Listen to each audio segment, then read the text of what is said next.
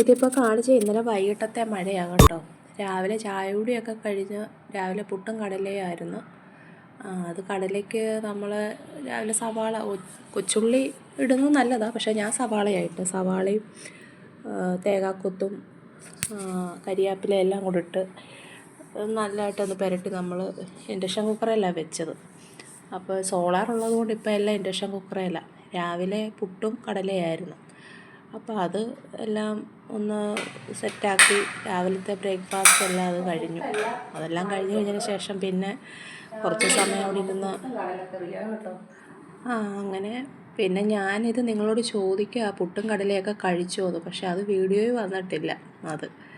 നിങ്ങൾ കടലക്കറി വെക്കുമ്പോഴേ നമ്മൾ മിക്സിയിലിട്ടിട്ട് അതിൻ്റെ കടല വേവിച്ചതിൻ്റെ കുറച്ചെടുത്തിട്ട് നമ്മളൊന്ന് ചെറുതായിട്ടൊന്ന് അരച്ചിട്ട് ഈ കറി വെക്കുന്നതിൻ്റെ കൂട്ടത്തിലിട്ടൊന്ന് പുരട്ടി നല്ലതായിട്ട് നമ്മൾ ചൂടുവെള്ളമൊക്കെ ഒഴിച്ചൊന്ന് പുരട്ടി എടുത്ത് കഴിയുന്നുണ്ടല്ലോ, നല്ല കുഴമ്പ് പരുവത്തിലുള്ള കടലക്കറി കിട്ടും. നിങ്ങളങ്ങനെ ഒന്ന് പരീക്ഷിച്ച് നോക്കും. പിന്നെ രാവിലെ കുറച്ച് തൂക്കുമ്പോൾ ഇന്നലെ നല്ല മഴയല്ലായിരുന്നു. അപ്പം രാവിലെ പിന്നെ കരിയിലകളൊക്കെ ഇഷ്ടം പോലെ ഉണ്ടായിരുന്നു, അതെല്ലാം തൂത്തു. ഇതെൻ്റെ കുറച്ച് ചെടികളൊക്കെയാണ്, കുറച്ചേറെ ഉണ്ട്, ഇപ്പം എല്ലാം പോയി. ഇനി വളമൊക്കെ ഇടാറായി, അതെല്ലാം ഇനി എല്ലാം ഒന്ന് നോക്കണം. ഇപ്പോൾ കുറച്ച് തിരക്കൊക്കെ ആയതുകൊണ്ട് നമുക്ക് അങ്ങനെ ഒന്നും നോക്കാനും എടുക്കാനും ഒന്നും പറ്റാറില്ലായിരുന്നു. അങ്ങനെ ഇപ്പോൾ പോർച്ചിലും കുറച്ച് ചെടിയുണ്ട്, എല്ലാത്തിനും വളമിടാറായി. ഇപ്പോൾ മഴയായതുകൊണ്ട് പിന്നെ വലിയതായിട്ട് വെള്ളമൊന്നും ഒഴിക്കണ്ടല്ലോ. അപ്പോൾ രാവിലെ മുറിക്കാവും എല്ലാം തൂത്ത് എല്ലാം കഴിഞ്ഞ് തുടപ്പം ആഴ്ചയിൽ ഒരിക്കലൊക്കെ ഉള്ളൂ തുടയ്ക്കുന്നതൊക്കെ. അതെല്ലാം തുടച്ചെല്ലാം ഒന്ന് വൃത്തിയാക്കി ഇടുമ്പോൾ നമുക്ക് മനസ്സിനൊരു സമാധാനം. ആരെങ്കിലും അഥവാ ഒന്ന് പെട്ടെന്നൊന്ന് കയറി വന്നാലും നമുക്ക് ഒരു ഇത് വരുമല്ലോ.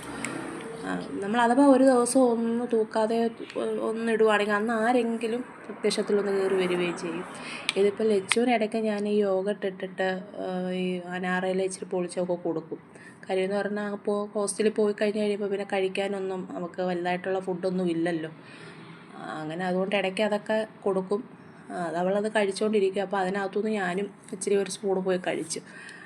അങ്ങനെ മുറിയെല്ലാം തൂത്ത് എല്ലാം തുടച്ചെല്ലാം കഴിഞ്ഞ് കഴിഞ്ഞാൽ പിന്നെ ഉച്ചയ്ക്ക് കാര്യമായിട്ട് ഇന്നൊന്നും വെക്കണമെന്നില്ല, എങ്കിലും എന്തെങ്കിലും വെക്കണമല്ലോ.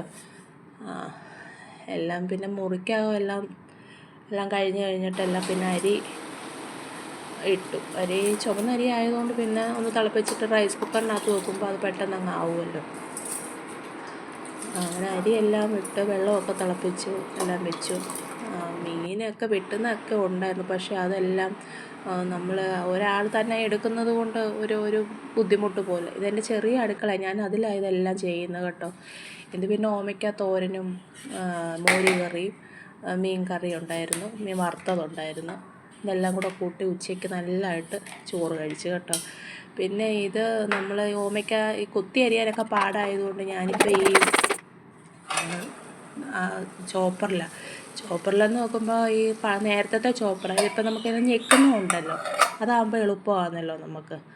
അതേലും ഒരെണ്ണം വാങ്ങിക്കണം. ഇപ്പോൾ കറിയുടെയൊക്കെ ഒരുമാതിരി എല്ലാം സെറ്റായി. അതെല്ലാം കഴിഞ്ഞ് ഞങ്ങൾ ഉച്ചയ്ക്ക് ഇതെല്ലാം കൂട്ടി നല്ലതായിട്ട് ചോറ് കഴിച്ചു. അപ്പോൾ ഇന്നത്തെ വീഡിയോ ഇത്രയേ ഉള്ളൂ കേട്ടോ. എനിക്ക് ഈ വീഡിയോ ഒക്കെ ഇഷ്ടപ്പെടുവാണെങ്കിൽ ഒന്ന് സബ്സ്ക്രൈബ് ചെയ്യണേ.